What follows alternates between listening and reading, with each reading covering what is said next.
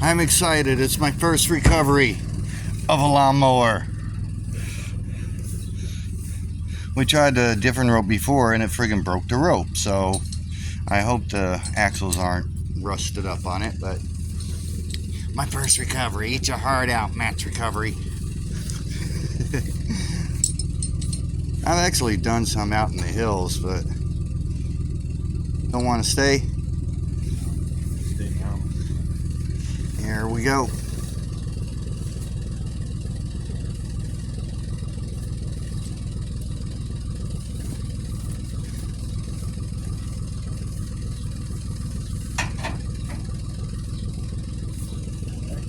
Alrighty, let's see if this works.